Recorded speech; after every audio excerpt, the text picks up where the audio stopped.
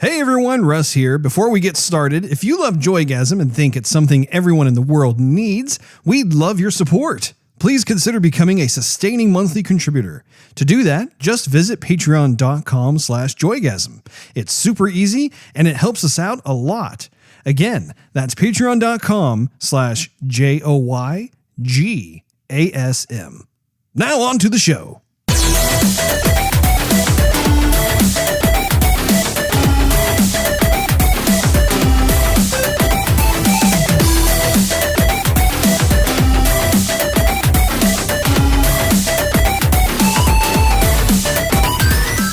You are listening to Joygasm, where we chat about video games, movies, and pop culture. I'm Russ, Xbox Live Toaster 360. He, of course, is Steve, Xbox Live Stevavitch. And we're attempting to stay warm in episode 103 today, January 4th, 2000. And that's right, 19. Our topic of the day is our most anticipated games of 2019, which you can fast forward to if you look at the timestamps located in this episode's detailed section of iTunes, Google Play, Spotify, YouTube, etc. Otherwise, just keep listening.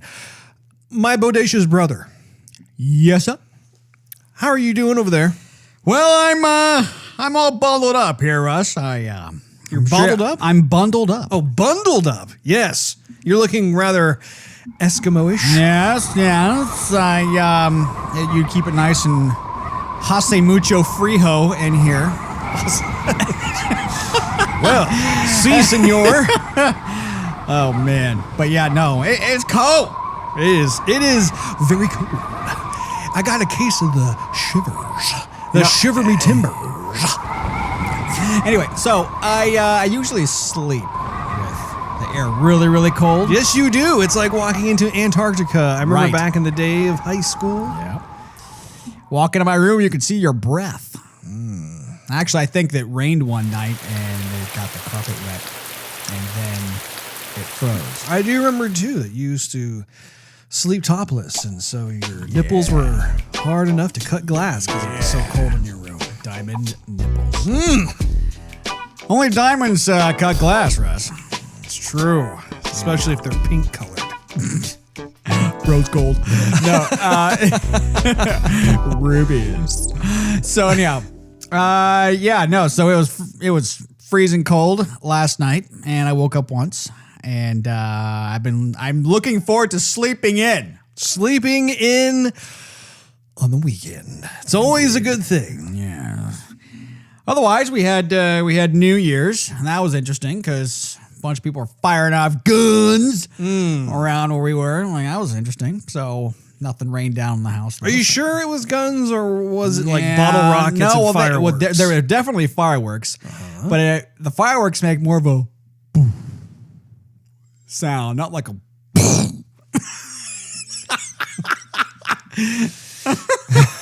followed by a followed by yeah, really. So anyhow, New Year's was quiet, but entertaining. Finally got back on the stallion. Played stallion. Which stallion are you currently riding? What is it? Is it a Missouri Foxtrot? It might be. Yeah. Is it an Arabian? No, definitely not an Arabian. Definitely not. Definitely not, but it's a nicer horse because everywhere I go, everyone's like, hey, that's a nice horse, mister. Thanks. Or someone will say, oh, what do they say? You could really get up and go with a horse like that. I'm like, oh, thanks. It may be a racehorse. Maybe it's one of those thoroughbreds. I don't know if it's a thoroughbred, Russ, but the crowd definitely likes it. So without giving away any spoilers for those who are not as far as you in RDR2, which chapter are you in? Chapter 6. You've made it to chapter 6. I have, and I must agree with Brad that even though chapter 5 was fun, it was kind of a throw-in chapter. You know, there wasn't really. I went, oh, cool. Don't say what happened. I'm not gonna say what happened, Russ. Okay, I'm not. Okay, I'm just here to be your filter. I've been trying to talk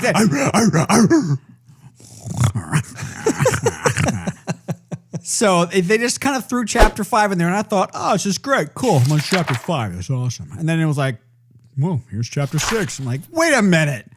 Chapter 1, 2, 3, 4 took forever. Now 5 was like here and gone. Things are picking up. The pace is on. I know, but I think the pace needs to be like the same throughout. You know what I mean? Well, no, I mean, not necessarily. If you're being told a story, you have your slow moments and you have your fast moments. You have your rising action and your falling action. I love that game. It's a good game. And so actually where I'm at now too, I have a bunch of buckles and rings and stuff to turn in. I don't know where to turn it in yet. Son, I'm here to tell you. You need to go visit a fence. Have you seen yourself a fence? Yes, I have. You need to go over there and say hi. And you need to be able to sell all that because you can sell them belt buckles and them rings and them stopwatches or pocket watches. I guess they didn't have stopwatches back then. They don't have Russ. Stopwatches came a little bit. Pocket watches, however. You know, I did bag me a legendary boar. Congratulations. And I took it to the trapper dude, and I just sold it. But I'm like, what can I get? He just gave me money, but I thought I could customize something with it. You can. So the way the trapper works is, and this, listen to your brother, who has killed almost every single legendary animal in the game. I am a murderer. I have about 3 more to go. I've also caught all the legendary fish. Did you also take selfies? No. Well, I took a few, which is it's pretty fun.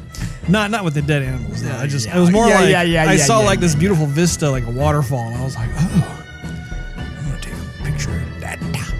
But so when you sell a legendary animal, there are certain options that become available for you to buy from the trapper.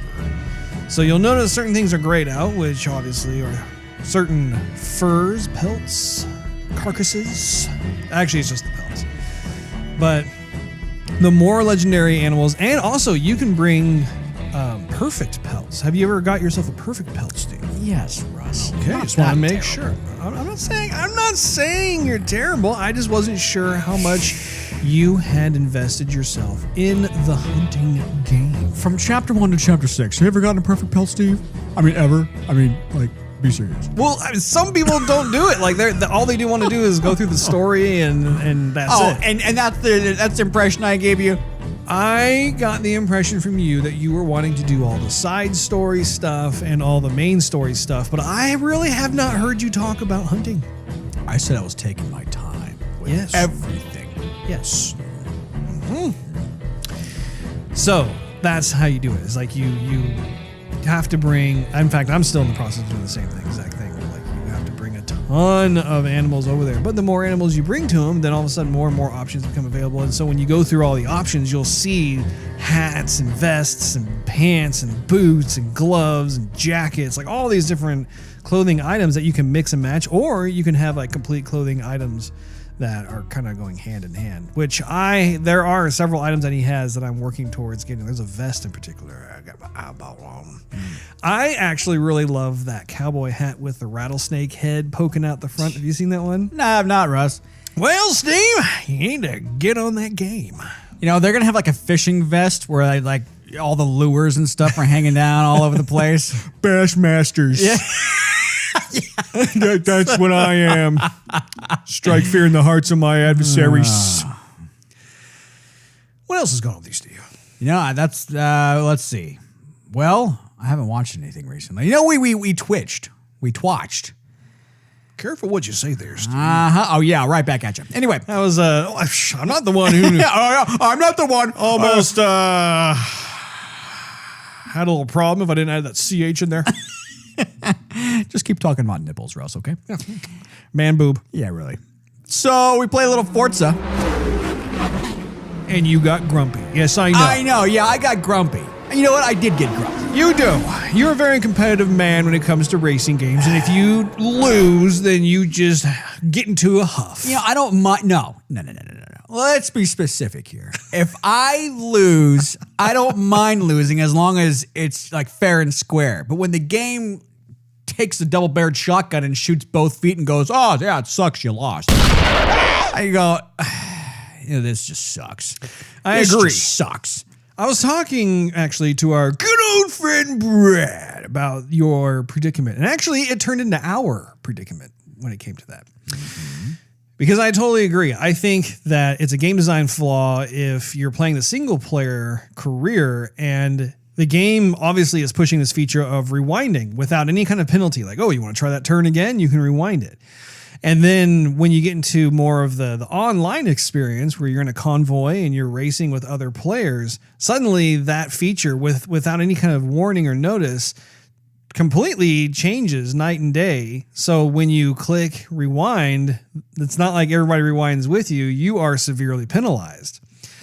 And I went on to say, like, if it happens to you once, you can probably catch up. You won't get first place, but you'll probably have a chance of getting maybe third place, depending on the race and that sort of thing. But if you end up doing it like twice, there's no way you're going to be stuck probably in last place.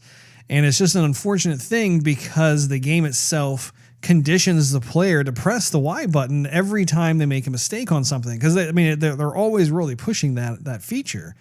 And so it becomes a motor skill for your hands when when you mess up, you just instinctively I just got to press that button to try it again. That was one of the things that I struggled with, and I'm sure you did as well. Well, the thing is that when you're playing the regular game, the regular campaign, if you hit Y and it goes back to one segment, you can hit Y again and go back even further. And Sure. you keep on going back, blah, blah, blah. You hit it like 10 times. With the online, you can only hit it once. And so That's another problem. Yeah. with my case is, I missed the checkpoint. So I need to go back. But if I didn't slow down enough, or I'm already flying through a turn at 255 miles an hour, and then if I rewind it back, it's going to go, here you go. Here's your one chance. And I'm, of course, flying at 250 miles an hour again, past the checkpoint, rewind, past the checkpoint, rewind, past the checkpoint a third time. Rewind. And then everyone's already done. It's like, you got 20 seconds to finish the race. Yeah, that's kind of the insult to injury is when you have 20 seconds to finish the race. You're like, I'm not going to finish the race in 20 seconds. Yeah. So, at that time, you're like, hey, Steve, did you quit? I'm like, yeah, I exited the race because there's no point in me continuing this thing while it keeps on, and while it keeps on like throwing me through this one checkpoint that I can't make. Why am I going to continue playing this? So as you can imagine, Uncle Steve was a little grumpy. Yeah, I was. I was grumpy. Let's see. So that's about it, Russ. Okay. What about you? I will have you know that I beat Red Dead Redemption 2. I got through the epilogues. You know what we ought to do? What? Once I finally beat it, which is catching up pretty quick, Russ. I played nothing but Red Dead except for that one night we twitched. Indeed. I caught up pretty quick. Now, what we got to do when I finally beat it, you got to have a full-on in-depth review. Of course. Analysis. I plan on perhaps inviting Brad back on the show. Since, so we can tell him I was wrong. Yeah. But yeah, I have found, again, I'm not going to talk in detail about this, but from a high level, just loved it. Top to bottom, start to finish, loved it. But yeah, the game itself has had a fair amount of controversy, I guess you could say. I'm not even sure that's the right word, but it's one of those things where you have gamers who either love the whole game in its entirety, or you have gamers who really love the game for most of the parts, and then there are parts that they didn't like, and then as a result, it caused them to not like the game as much. Or you have folks who played it who just didn't think it was very good at all, didn't measure up to the original Red Dead Redemption. So it's pretty interesting how there are these three main camps. However, I am in the first camp. I absolutely... It was fantastic. I really enjoyed. I stayed up till 5 a.m., which I believe I mentioned to you earlier. You did. And let me tell you, it's been a while since a man of my age and stature and debonairousness stayed up that late. And I would be a bit of a liar, pants on fire if I were to say that I was perfectly fine the next day, because I'm no longer 20 years old, Steve. I cannot stay up that late like I used to back in the day. But it was fun. It was a fun romp through. It was a fun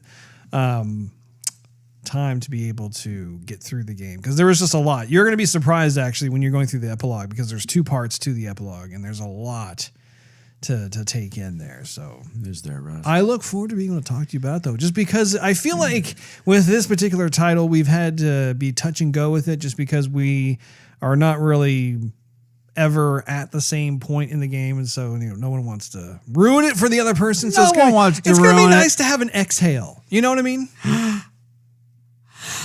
Exactly. Now, just as long as you've swished some like Listerine or something through your mouth. Oh, maybe I'll take an Altoid. No, don't take an Altoid. No Altoid. No, you used to be Altoid king. Yeah, I know. I walked around everywhere with Altoids. Everyone thought I had cocaine in my little sandwich bag of Altoids. Exactly. When someone slapped you on the thigh, it had like a little powder plume cloud. I remember my teachers in junior high were like, "Excuse me, Steve, what's that?" I'm like, "It's an Altoid." And like, "Let me see that package." And I'm like, "Okay."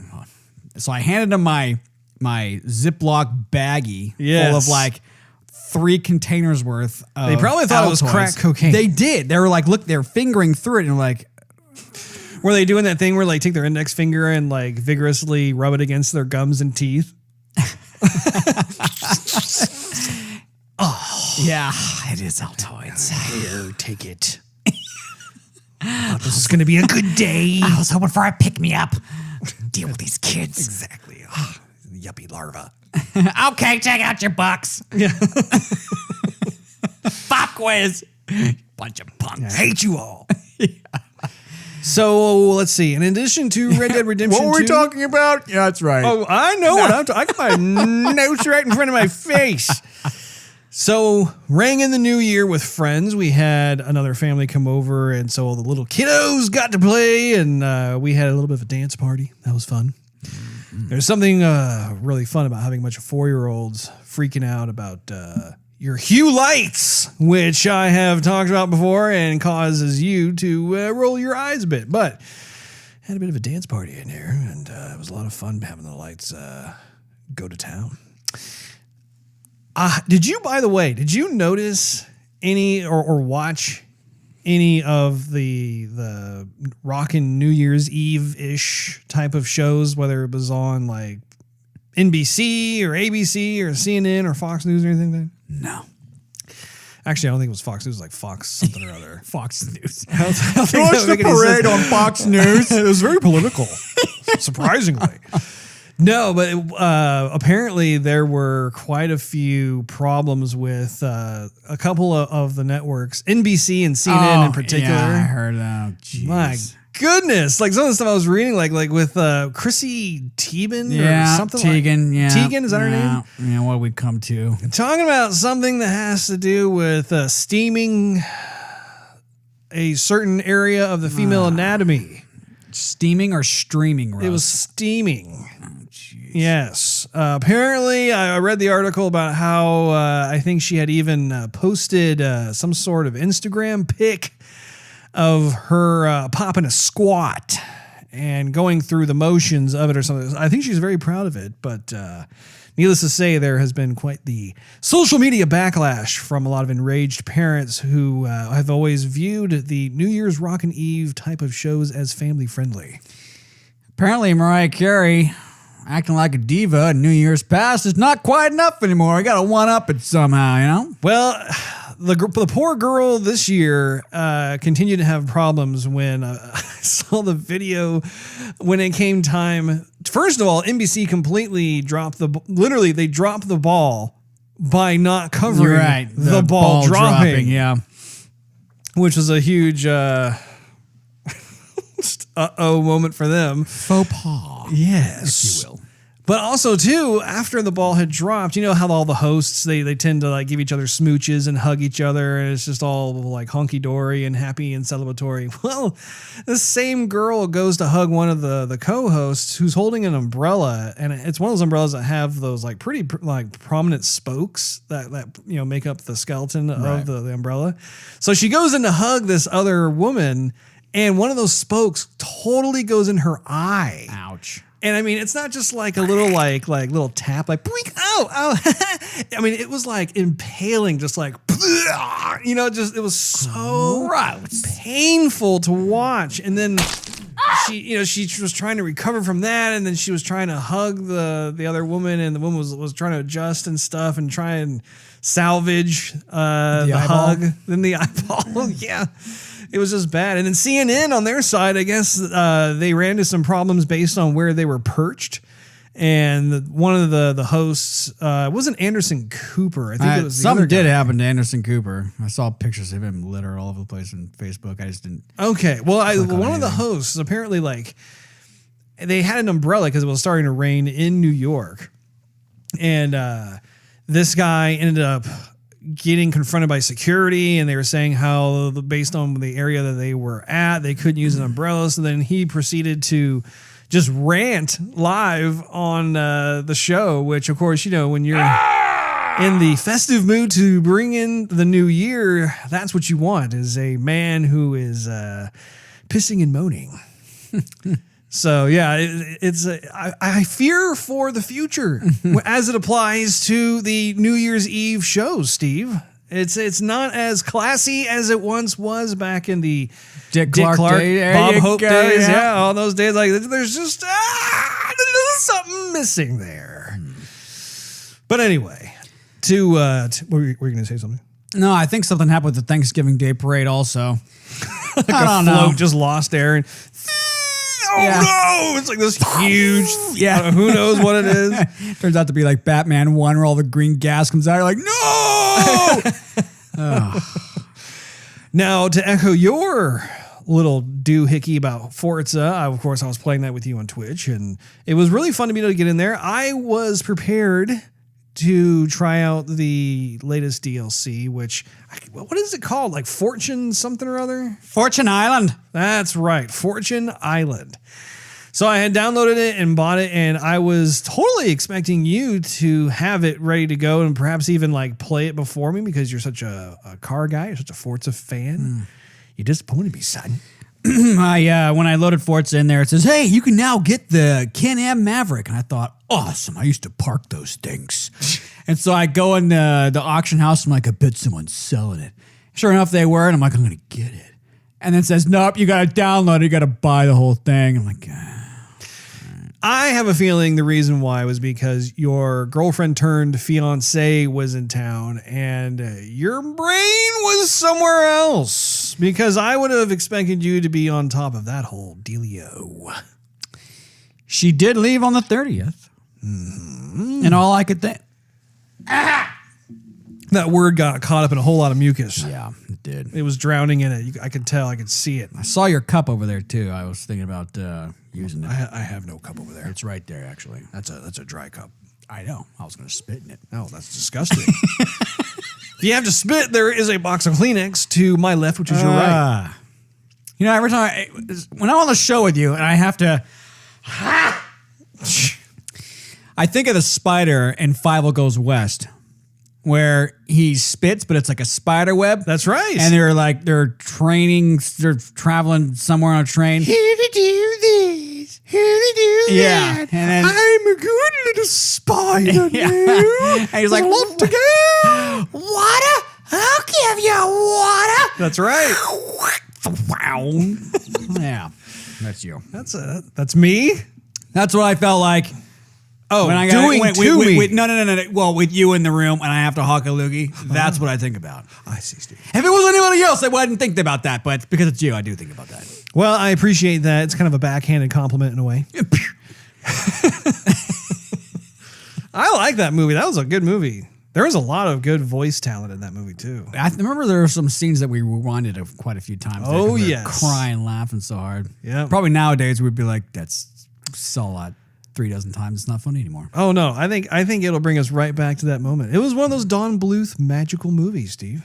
Don Bluth, the man who did All Dogs Go to Heaven, Secret of Nim.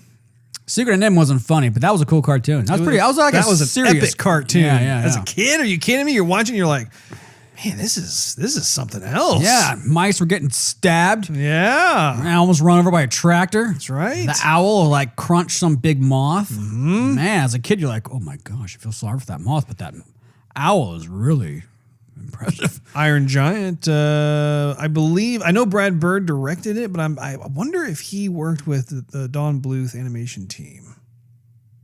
I don't know. Anyway, on a different note, I decided to buy some proper comic book bins. And I had been using a cardboard box of basically just that's what I've been using for a long time. And as I continue to collect comics and stuff, I'm like, well, it's just not doing justice anymore. And besides, the comics just were laying flat as opposed to being vertical. And I was like, okay, I need to reorganize this whole thing. So I went on Amazon. They've got these plastic bins that you have to put together yourself, which is not a big deal. But the dimensions of it are specific to comic books, and it has a kind of a nice fold cover top thing that you can stack more and more of them, and it's able to support the weight. So I was able to go through, and I was surprised. I don't really have that many comic books. I know. I for a while I was thinking, I probably have quite a few comic books just because I started collecting in the early 90s. But going back through that, it was actually kind of a trip down memory lane because I was organizing my Jim Lee comic books. I'm a huge Jim Lee fan. Also, I'm a big Mark Silvestri fan, and I had a few Todd McFarlane. Although the Todd McFarlane comics I had were Spider-Man. They were not Spawn. I was not actually into Spawn back in the day. I was more into the Jim Lee and Mark Silvestri, the Wildcats and X-Men and Cyberforce. I don't think you could have walked a Spawn comic book through mom and dad's house doors. Probably not. It's definitely. I think it was a little too edgy, a little too goth for back in the early 90s. It was edgy. And then, of course, I'm looking through some of the other stuff. I have lots of Spider-Man because that was the comic I started with. A lot of Mark Bagley goodness in there. I had some Rob Liefeld stuff. Rob Liefeld's characters are a bit funky looking, especially from the waist down, which, if you recall, in one of the Deadpool movies, they actually crack a joke about. But he has never been able to draw feet. And I was looking at it again, I'm like, that is correct. Just looking back on it. However, some of his ideas for characters and stuff were very cool. It's kind of funny how just out of the bunch, I would not place him as one of my favorite artists. Everybody has like one shoe size fits all. Well, it was, and they're all like goofy shoes. Yeah, well, you could tell like most of the frames that he drew, he purposely would leave the feet portion of all the characters out of the frame. Like he would just get down to about the ankle, and then there would be a cutoff, and it's like, and then there would be certain ones where he'd have to show the feet, and it was just it looked a bit mangled down there, Steve. But it was a nice little trip down memory lane to be able to see some of that stuff. And let me tell you, actually, the quality of comic book production has really gone up since our time back in the 90s. Just looking at the paper quality, looking at how the colorists did their thing. Of course, really? These days now, a lot of the stuff is colored digitally. And even the inking. The inking is probably still done more traditionally, but there is a lot more production value placed into the comic books. I went into a comic book store. This was a few years ago before I moved out here to and I went in and knock that fly right out of the sky. Back! I hate it when that happens. You gotta hurt somebody with that thing. Namely myself. Yeah, really. So I went into a comic book store, walked around a little bit, still smelled like dust back from the days that we used to go in there. Like, man, I could get an asthma attack in here. And I was looking around and like, this stuff sucks. I don't know if their inventory was bad or what. I thought, What happened to the days of the 90s? So the main problem is that all the rock star artists have become either owners of their own company or they have become very prominent in pre-existing companies. Like Jim Lee, for instance, is like, I believe he's like the chief creative officer or some huge title at DC Comics. So he has all kinds of responsibilities on a daily basis, which really prevent him from making a full comic book. So all he does now is occasionally he'll do like a cover. He'll do like a cover variant or something like that, which I still collect because I love his style. But it's a bummer because all these different artists that we grew up with, I wish that they would continue to make the entire book, but they just don't. And so now we have these other artists, and I totally agree. Like I look at them, I'm thinking, hey, there's just nothing grabbing. You think back in the day, like especially when Image Comics was founded, and you look at like, you had Eric Larson, and you had Jim Lee and Mark Silvestri, Todd McFarlane. Who else was there? I mean, Rob Liefeld was a part of that too, but it's Sam Keith, who did the Max, I believe it was. Well, I collected the Max. You were not into the Max. I was trying to remember who did Youngblood. That's Rob Liefeld. Is that Rob Liefeld? That is indeed Rob Liefeld. I'll just go through there and look at everyone's feet. Like, oh yeah. And I remember too, like that was back in the day when they were starting up Image Comics, and so they all had their own IPs. They had creative control over everything, including the story. But the one thing that was a bit of an annoyance was because you had all these creative artists that were in control of everything, their comic books were constantly late. You remember that? Like you're waiting for the next issue, and right. it was like 2 or 3 months late, and you're like, where is this thing? Yeah. And then the other issue too was that there was like kind of like this creative ADD, which I understand. As a creative, I have the same problem. Where like every one of those comics that came out was like a mini series. Remember that? Like they'd go through like maybe 4 issues and they're like, okay, I'm done. And they go to something else. And it's like, well, wait a minute. Like I like these characters. Yeah. Like you just started introducing them to us and then you stopped. And so it is kind of funny looking back and seeing quite a few of these different characters. And it really goes to show how important it is. Like, it's important that you get certain dedicated writers and you have dedicated producers and just editorial staff, financing staff, just having those different elements in place to be able to get a comic book out on time. But it's just fun to think back in the day. I also noticed on a few of my comic books, probably my X-Men and Spider-Man, there are on the back of some of the little cardboard spines that you place in the behind the comic books, there was a stamp that had the Petaluma address of the comic book box. Mm-hmm. And that's just crazy to like see that on there. I was like, oh man, I even forgot what that place was called. And I looked at it, I'm like, wow, I don't even think that place still that's where exists. I don't know about today. I think actually they think they moved. Okay. That's where I was. And I gotta tell you, I forgot where I was. I was in Petaluma at one point. I think I was somewhere like, I don't know, maybe I was getting a coffee or something. And the lady who was always working there came in to get coffee. And I was like, hey! And, she had grown older a little bit, but I mean, she looked the same. Yeah. I can't remember names at all, but I remember faces. I remember faces a lot. Yeah. So yeah, she came in and I was like, hey, like you used to work at the comic book box. And, she was kind of real soft spoken. She was like, yeah. You brought up something painful. Yeah, I don't work there anymore. It closed its doors. Yeah. I hate you. Anyway, thanks for bringing that up. I was trying to forget it. Yeah, exactly. I was going to have some coffee, but now I'm going to go get some alcohol. Sorry, lady. Drinking in a dark back alley somewhere. I'm like, oh, man. Oh, you don't need to do that. Yeah, let me buy you some flowers or something to make you happy. With a side of Prozac. The last thing that I thought was fun, just as a little side note, is that I found this little Target gift card. It's a $50 gift card that I received from my day job. Totally forgot I had earned this little prizey prize, but I was wondering, Steve, if you could recommend any game that I could buy with $50. I got $50 right here, and I've bought quite a few games through Xbox Live, but I was curious if there were anything that perhaps I missed. 50 Schmuckers, huh? I mean, I bought quite a few. I mean, I have Monster Hunter World and Assassin's Creed Odyssey. Of course, RDR2s, no surprise. Forza 4. I mean, was there something that fell through the cracks that perhaps I didn't get? You know what, Steve? Yes, Russ. I just had an idea.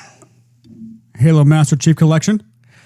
Well, that's a possibility, but I was thinking, and this goes right into our topic of the day, which we'll get to in a little bit, but I was thinking none other than Dead or Alive 6, which is coming out, I believe, either this month or next month. That's what I'm going to do.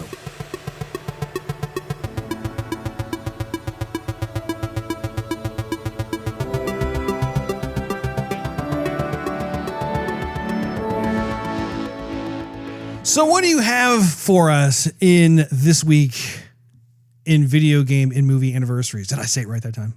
I think you did, but what you didn't do is cue any music. I can't do it without music, Russ. Oh, my gosh.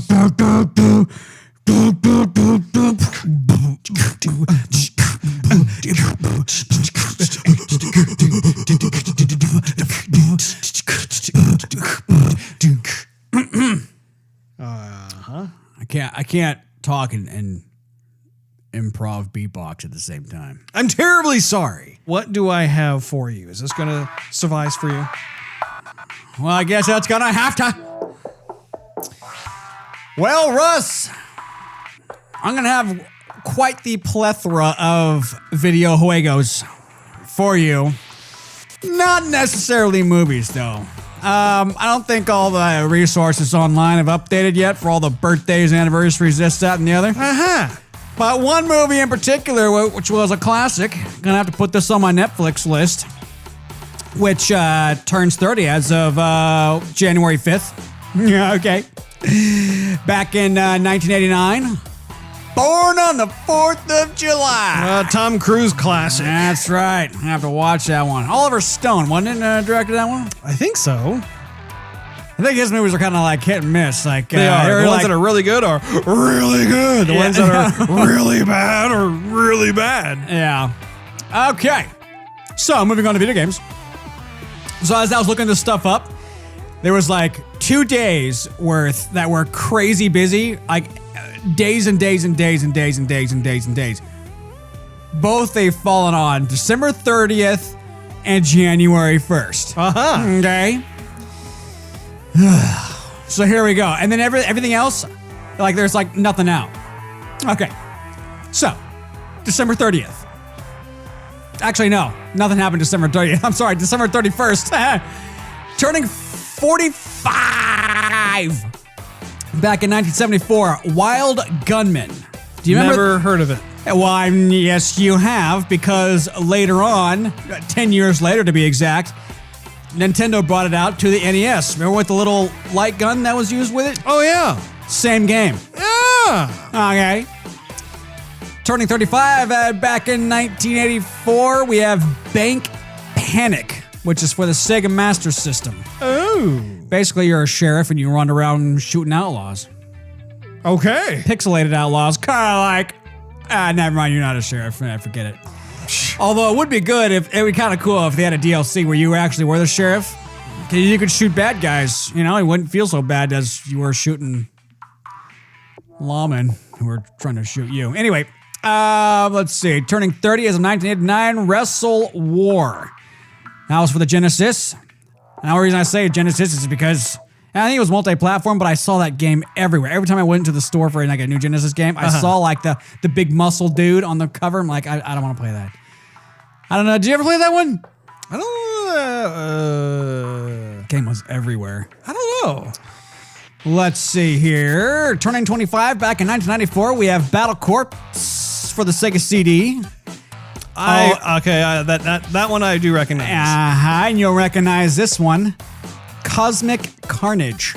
Yes, I do remember that one. For the 32X. That was the one, I think, where I should have like YouTubed it, but I think they were experimenting with like if you did like a big punch, your fist would zoom up to the screen or your foot or something like that, all pixelated. It was Sega's way of going like, see, we got Mode 7 graphics too. And it's like, And then I think you could knock each other's armor off. Yeah. Yeah. It had some things to it that were novel, but it didn't have the staying power of other fighting games.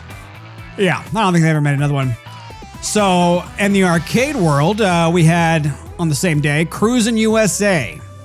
Which, if you go into almost any arcade, that's still there. All the way from 1994. Yes, we're on the cutting edge. Cruisin' friggin' USA. Then you had Battletoads, Mary Shelley's Frankenstein, Mortal Kombat 3. So I can't pronounce it, so it's for the 3DO starring Tia Carrere, but it's called the Daedalus Encounter, something like that. Daedalus. I don't know. I think our one of our buddies had that one. Tia Carrere, though, in a video game. It's awesome. And let's see, Samurai Showdown 2 and Pitfall. That was all December 31st. So if we go to January 1st, Russ. January 1st. Turning 35 from 1984, we have Paperboy Classic. Oh, yeah. Paperboy is one of the staples of the NES. Yeah, and it was for the Sega, and it was for the arcade, and it was for one of those little like Tiger handheld games back in the day. I think Atari may have had it too. Yeah, they did. Turning 30 back in 1989, John Madden. Brett Favre. You met John Madden, by the way. I did. I got a picture taken with the man. Stayed at one of his hotels. The late, great John Madden. Football was never saved again after, He retired out, yeah. Anyway, is he still with us? I don't know. That's a good question. Anyhow, turning 25 back in 1994. This one, I kind of remember. I think I rented this one from the store once to play. It's AX, like A/X-101. It was one of those spaceship shooters for Sega CD. And Android Assault. Do you remember Android Assault? That one, yeah. Yeah, I had that one. That was for Sega CD, right? Yeah. Fantasy Star 4, The Tick, which is based on the cartoon. I always wanted to play that, never did. The cartoon was friggin' hilarious, though. And Madden NFL 95 also came out. Turning 20, Tomb Raider, The Golden Mask. That was like... I played that one, yeah. That's old school Lara Croft. Yep. That's like puberty boy fantasy Lara Croft. Those low polys never looked so fine in my life.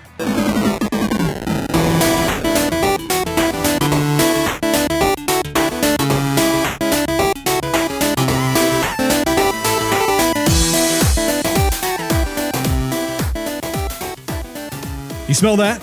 No. I do. I think it's the topic of the day!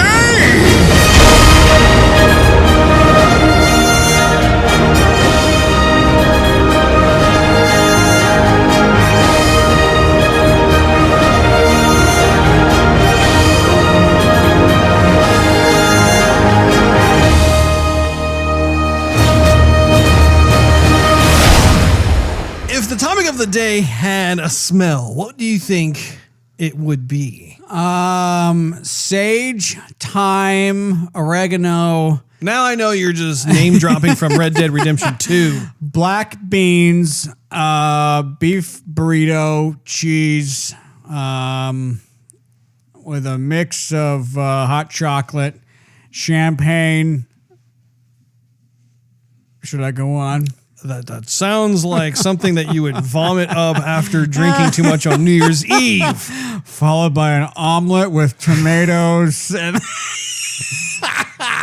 Wow. Actually, the omelet, if you ever have too much to drink there, omelets are not bad to have after, you're trying to get better from drinking too much. Breakfast food in general, you can always eat breakfast food no matter what time of day or night. It's going to be appropriate. Yes. So our topic of the day is our anticipated. It's like how I did that. Our topic of the day is our anticipated games of 2019. So, Both of us have put together lists, and just like last year, I fully expect us to have many of the same titles, but I thought just for fun, we'd be able to kind of go back and forth. So we'll take turns going down our list. It's okay if one of us has more titles than the other. It's not a big deal, but I thought it'd be fun to kind of go back and forth, list one title at a time, and then be able to chat briefly about whether or not we are both looking forward to it. Okay. So you want to flip a coin or something? Do you have a coin on you? Actually, I don't. You know, I'm not sure if I do either. Let me check my pocket real quick. Might have a Susan B. Anthony or something. I have a key and I have a used movie ticket. Flip that one in there and see what faces up. That's it's not going to work. Okay. How about you go first? Okay, well, I'm going to get this one out of the way first and foremost, Russ. Cyberpunk 2077. Did they actually... December. Okay, I couldn't remember if they had specified a month. Supposed to be December. That's the last time I checked it anyway. I think it was December 9th. I know it was December, but I want to say it was December 19th. Right before Christmas. Mm-hmm. Yeah, so, I mean, obvious, right? No-brainer. No-brainer. Golly. This game is going to be epic. It looks amazing. I'm going to have, I keep on saying it, but I'm going to have my Xbox One X for that game for sure. I might have to get it. I mean, my birthday's coming up, Russ. I'm getting a little older. Happy birthday to you. No, not yet. No, but I'm saying if you were to buy the Xbox One X for yourself for your birthday, that's exactly what would be going through your mind. Yes. Only instead of you, it would be happy birthday to me. And I would be thinking about I'm getting older and I have Alzheimer's, slightly less hair than I did before. Osteoporosis. No. Maybe a stent or something, but anyway. Kinkles. Yeah, kinkles. So, yeah, no, the game looks freaking beautiful. Acting, I mean, CD Projekt Red. I love The Witcher. This game's supposed to be awesome. It's supposed to be huge. Huge. You know, I hope they do some improvements on some of the stuff that we were talking about before. But no, we don't. I mean, we don't have to go that far into it. It's gonna be fan-friggin-tastic. It is. I think that I'm actually glad that you said it because I do not have that title in my list. I'm ashamed. I'm sorry. I'm sorry. What? I have so many titles in here, but that was one that slipped by me. So I'm very glad that you actually started out the whole topic of the day with Cyberpunk 2077 because I do believe that title will be 2019's version of Red Dead Redemption 2. Disappointing, Russ. Disappointing. I'm sorry to disappoint you. I think I'm only human. I knew you were going to do that again. I think what's going to happen is just like in our episode, like we did similar to this last year. I have a very condensed list. I didn't just like looking forward to everything.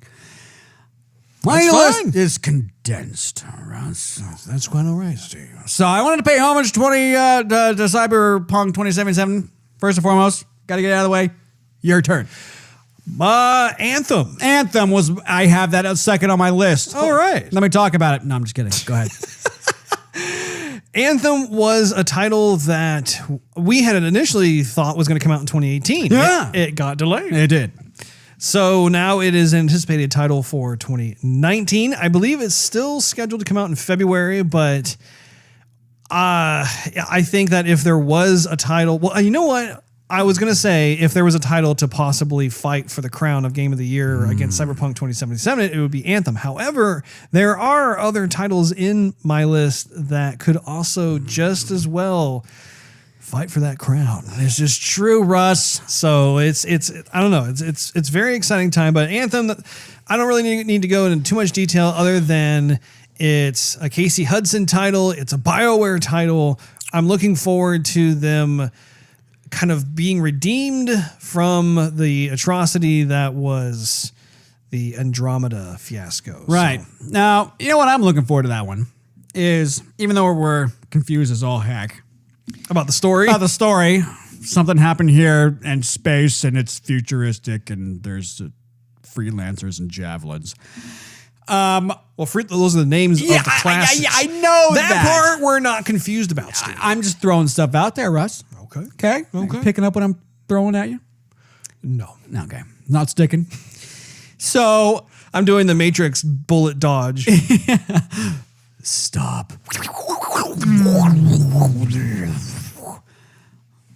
He is the one. Okay, never mind. So, Oh, yeah, you could say it. I'm the one. Mom thought I was the one. jeez. So You're number 2. anyhow, I'm looking forward to streaming a different game Streaming a different game. on Twitch. And I think that is the one Anthem? we will be twitching for a while. You don't think Cyberpunk will be Twitch worthy? I think so many people will have Cyberpunk that people will Twitch it, yes. I don't think a lot of people are going to watch it because they're going to be playing it. I see. It's kind of like Red Dead Redemption. I know there's people playing Red Dead Redemption on Twitch and whatnot. I don't know how many people are actually watching it. I know what you're talking about. And I do think that when it comes to Red Dead Redemption 2, in order for it to be something of interest for folks to play the online component. And then I think people will be more willing to watch it because they don't want spoilers, especially if they want to play the game. Yeah. So what is your next title? Okay. Let's see here. I don't know about you, Steve, but I have a lot to go through here. I don't. You were going to say something, cut me off. No, I was just laughing. Yeah, I was giggling. I was tittering. I was chuckling. Sekiro. Shadows Die Twice. That was a good one. Yes. That one looks like it's going to push the boundaries again of the graphics capabilities of these systems here. I think that's actually available on all the platforms. I don't think that's just... So, if I remember correctly, I do believe that there are 2 different games, one for the Xbox, one for the PS4, but it's very similar. It takes place around the same time period. It has the same type of like samurai-ish looking thing. I just don't remember what the name is. I do, because it's a part of my list. Oh, so you have both of them? Yeah. Okay. So the next one I have is Beyond Good and Evil 2. What do you know? I have that one as well. Oh. So this was one that has another very interesting story. The first one, of course, is highly regarded. And actually, this one doesn't have a whole lot of information either. They've done a good job of just building the hype around it with a lot of the pre-rendered, highly produced cinematics. They did tease some of the actual gameplay, which again, it looks really, really good. So I'm looking forward to the Ubisoft offering. I'm hoping it's going to be just as good as it looks. Back to you, Steve. So I have Resident Evil 2 Remake. I have that one as well. No, you don't. Don't lie, Russ. I don't. Don't lie. I really do. So Resident Evil was definitely Resident Evil 2 was a worthy successor to Resident Evil 1, one of the best sequels for... Yeah. You know, if you were to continue that, if you were to say Resident Evil 1 was a good successor, I think that would have actually still worked because didn't they come out with a Resident Evil 0? Did they? Oh. Maybe they did. I mean, at some point it was like more zombies and people forming into something else with zombies. And then it got from survival horror to just action, and I kind of lost interest. So what makes you excited about Resident Evil 2 Remake? So I want to see Raccoon City burn like I've never seen it before. You see, back when... What do you have against raccoons? So back in the day, they had just the one pre-rendered scene, or actually in Resident Evil 2, they had stuff actually moving around. Resident Evil 1, they had just like that static pre-rendered screen where you would walk up the stairs, walk through a hall, walk wherever you need to walk, and the screen would just switch wherever you were going. Resident Evil 2 actually had like stuff burning and other stuff going on, birds flying, or zombie eating somebody in the background or the foreground. Perhaps you couldn't interact with it, but definitely a graphics jump. With this one, they're going to change up the play mechanics a little bit. Which, it almost looks like a brand new game. it almost looks like a brand new game. Yeah, but the story is still solid, and I hope the new play mechanics don't ruin it, but I'm keeping a very optimistic and open mind. I think it's going to be great. I think it's going to be, yeah. They've been demonstrating this game behind closed doors to a number of the different staff at like IGN and GameSpot, like all these different places, Game Informer, and everybody unanimously comes away just being really impressed. Yeah. So. And I think the Resident Evil 2 is a fantastic game to remake because they already have done different variants of the Resident Evil, like the Resident Evil for GameCube was incredible, but it wouldn't really make sense to go back and do, let's do a Resident Evil 1 again. Right. You know, if anybody still has the GameCube, go get yourself a cheap copy of Resident Evil. It's fantastic. It is really, really good on the GameCube. Back to you. Oh, thank you. Skull and Bones. Jeez. Skull and Bones. Here's the deal. I am still interested in seeing how that game turns out.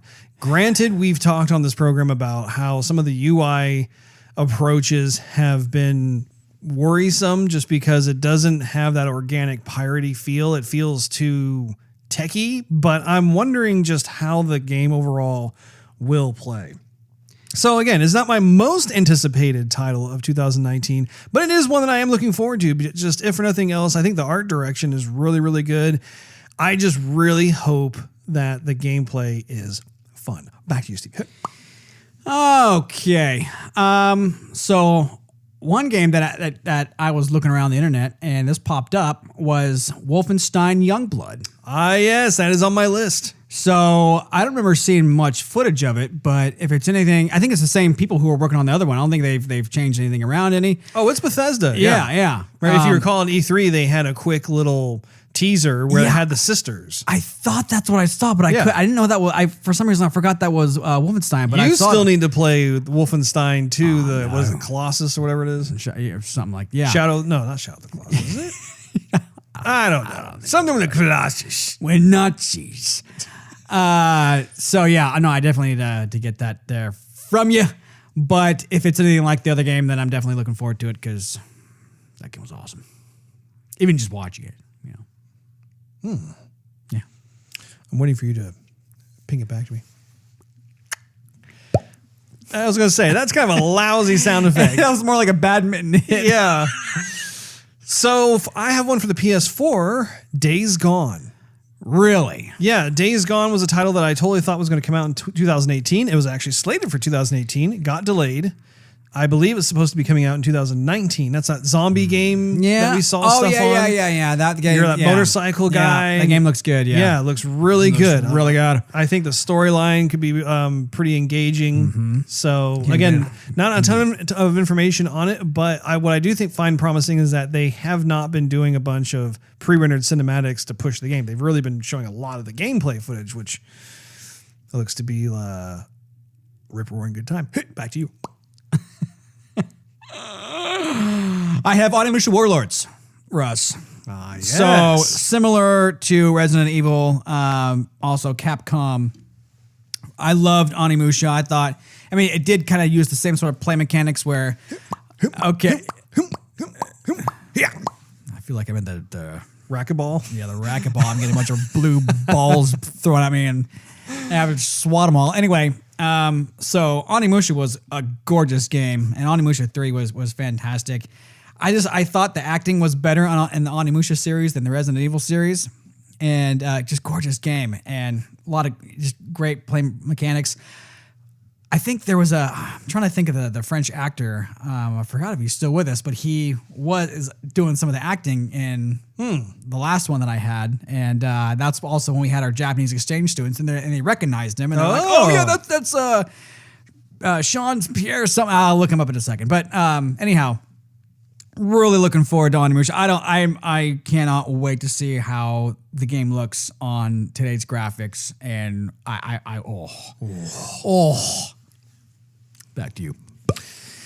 Ori and the Will of the Wisps. I knew that was going to be next. Oh, whatever. It's like I know you. Yeah, no. Well, hey, can you fault me for that? The first game I actually beat, and such a great game. So I'm definitely looking forward to it. Again, this was a title that was originally being kind of touted as a 2018 title, and it found its way into 2019. So I cannot wait to get into that and see where the story takes us. Back to you, Steve. Yeah. I'm gonna swat it. So before I go on, Jean Reno.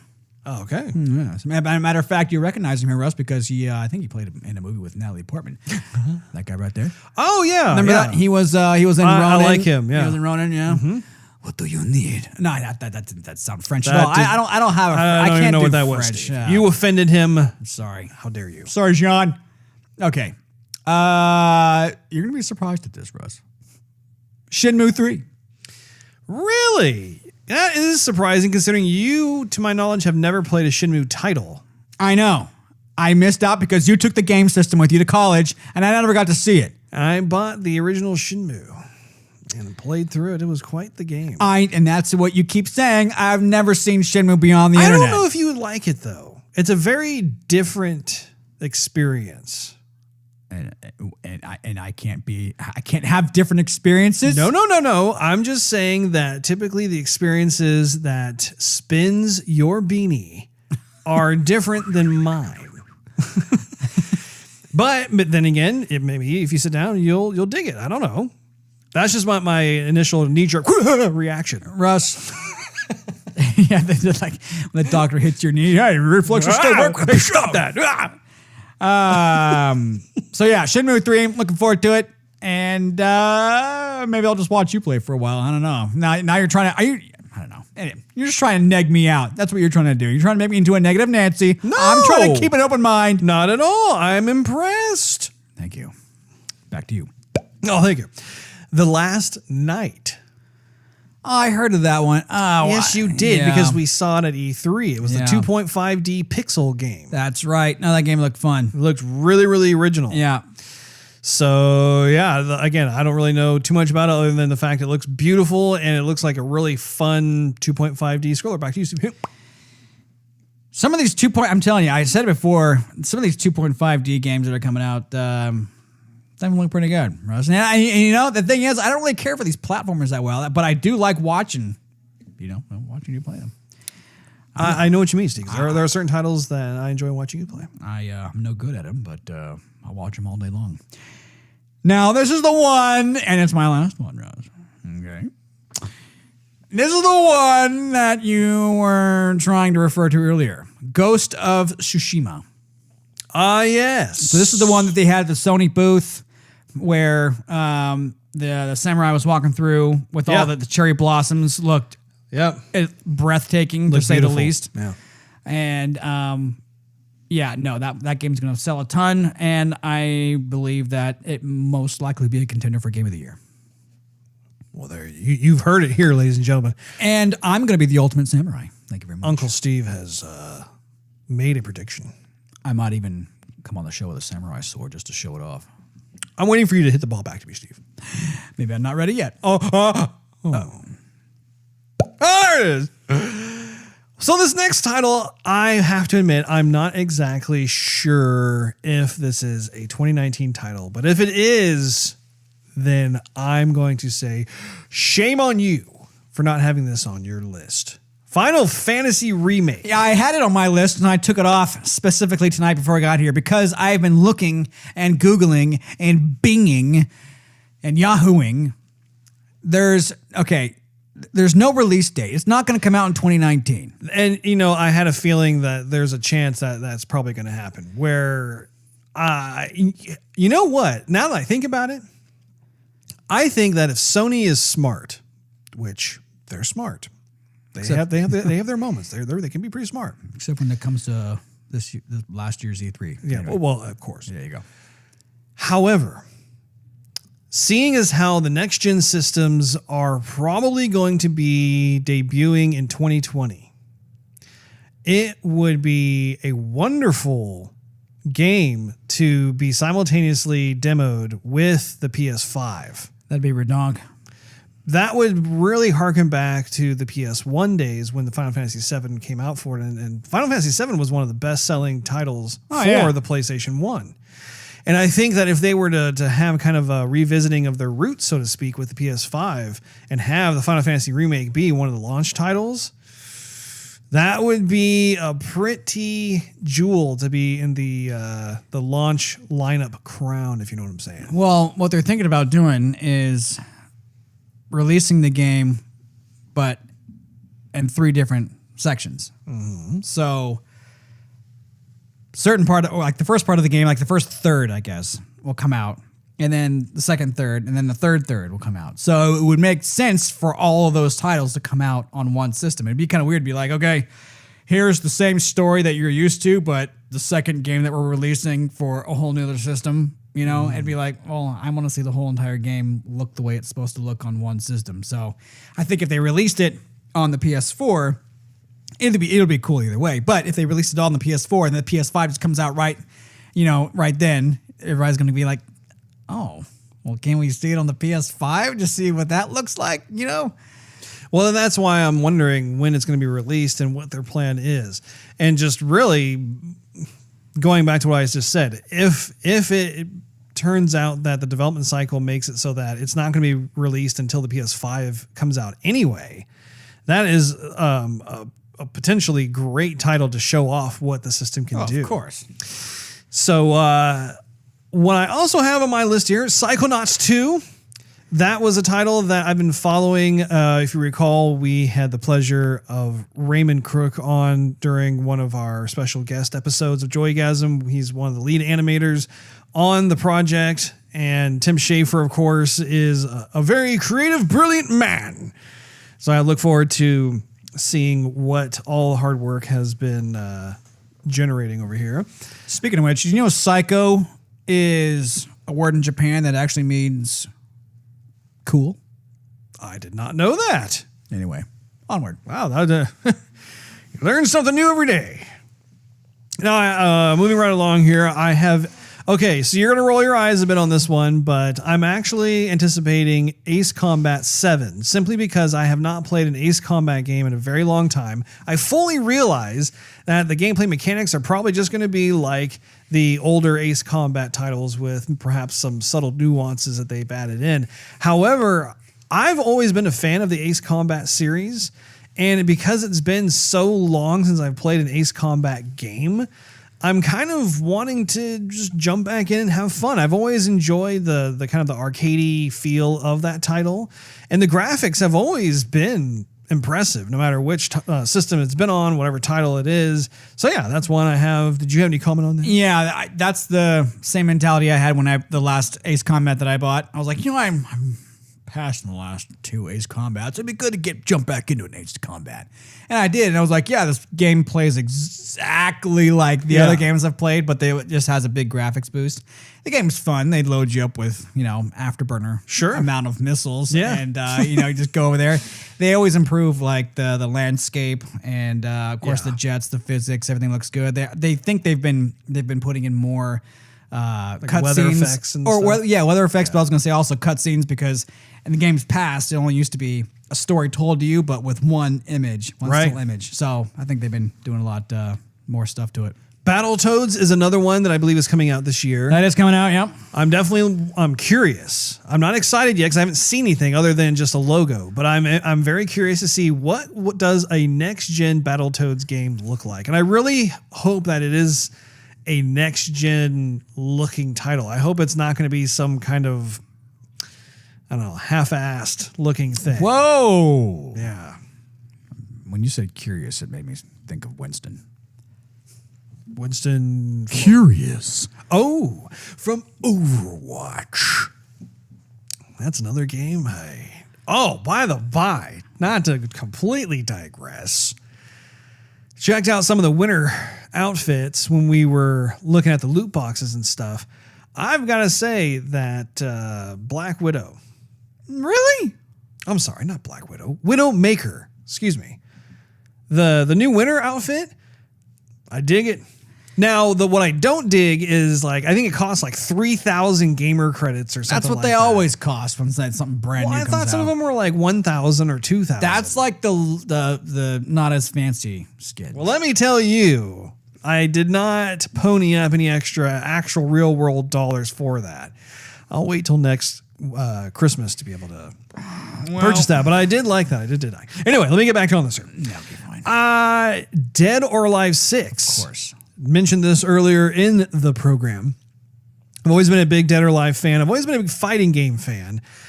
And I really hope that my wrist is able to heal back to 100% because I'm not going to be able to enjoy playing these games for very long. I'm just going to have to continue to bait you over here and then tie you to a chair and have you play so I can watch.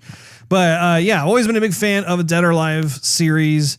I've always felt like it was kind of the faster, stylish version of Virtua Fighter because actually that's like the same game engine that it was based on. They need to bring out another Virtua Fighter, by the way. Man, Virtua Fighter is a game that I don't know would age as gracefully given a lot of the newer approaches to fighting games. Yeah. But Virtua Fighter will always have a special place in my heart. This is true. Gears of War 5. Yeah. Gears of War 5, I'm definitely looking forward to. That's more my game than your game. Yeah. The story trajectory that they are taking with it has definitely also piqued my interest. Kingdom Hearts 3. Oh, come on, Russ. Have you seen the trailers for this, Steve? Yes, I have. Are you pushing out a turd over there, Steve? You sound... Right. You never even played a Kingdom Hearts before. That's very true. I watched you play some of your Kingdom Hearts that you played, and you enjoyed it, right? It's not like you tortured yourself through playing the game. I didn't torture myself playing through the game, but like once was enough. So I'm curious about this just because, once again, we're at this next-gen console thing. I'd really like to see what they're capable of doing with the animations because obviously Disney has a very vested interest in Kingdom Hearts. As a result, the bar of quality is going to be very, very high. I don't know if I will necessarily play it. I haven't ruled it out, though.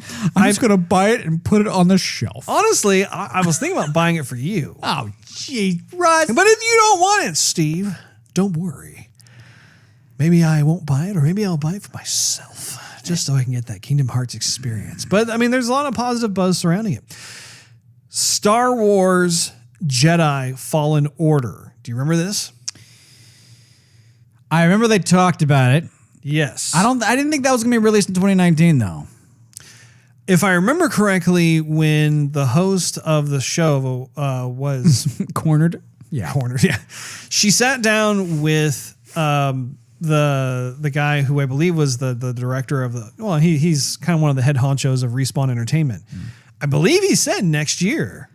I may be wrong, but I believe he said it was next year. So I just threw it in my list. Team Sonic Racing. Oh, jeez. I have always been a fan of the Sonic Kart series. I don't think it's as good as Mario Kart, but I do like some of the previous attempts by the teams that do the Sonic Kart racing. It may turn out to be a disaster. You know, Sonic, it's always hit or miss. You have to actually try the game out to see if it's really, really good or really, really, really bad. So luckily, over the last 2 to 3 years, the titles have improved from being like complete disasters. The Division 2. Really? Remember we were looking at that? And the Division 2 seemed to actually look substantially better than the first division. And you could tell that they weren't pulling the wool over everyone's eyes when they showed it at E3. You know, the first division, they had like some kind of supercomputer somewhere behind the curtain running the game. This time it was like, okay, yeah, that looks like what the actual gameplay is to be expected. Of course, I have not played the first division. I ended up getting the first division on sale, and it's one of those titles that gets Xbox One X enhanced. So I'm sure it does. I'll have to take a little look-see on that, especially now that I'm on the tail end of wrapping up RDR2. I've got through the story. I just need to play the online and see what that's like and be able to finish out some of the little find this and find that stuff. You won't because there's no bow and arrow in it. Whatever. You don't know that. Maybe they do have a bow and arrow in there. Trials Rising.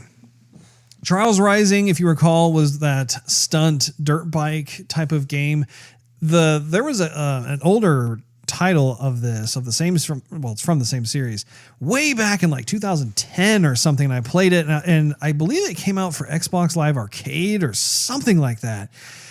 It was one of those titles that it was more of a casual game, but at the same time, it was very addicting. It was fun to be able to take your dirt bike and run through some sort of obstacle course. And especially if you were racing against other dirt bikers, that added another level of fun. Just a fun game. Nothing, it's not meant to be on the level as like Cyberpunk or Anthem or something, but it's just an all around fun series. Finally, last but not least, this is one that you had already talked about, but I just thought it'd be worth mentioning him since I had played the last one, Wolfenstein Youngblood. I'm very much looking forward to that. I am a huge Wolfenstein fan. I think that that's another title that, my goodness, just oozes personality, oozes character. You've got to play that game. Well, good grief and good golly. Let me borrow it. I don't know if I have the physical copy or if I got it online. I may have downloaded it online. I'm sure right now it's a decent price on Amazon. So, oh yeah, you could probably get it. oh yeah. For just getting a price there, son. That wraps up this episode of Joygasm. Make sure you tune in next week for our anticipated movies of 2019. Thanks for hanging out with us. If you enjoyed this episode, we invite you to check out patreon.com/Joygasm and consider becoming a monthly contributor. You'll get exclusive perks and early access to the show. Not to mention, it really helps us continue doing what we love to do here. Also, you can follow us on social media and YouTube. Just do a search for Joygasm TV. In addition to iTunes and Android, you can listen to our podcast on TuneIn Radio, Stitcher, Spotify, and SoundCloud.com/Joygasm TV.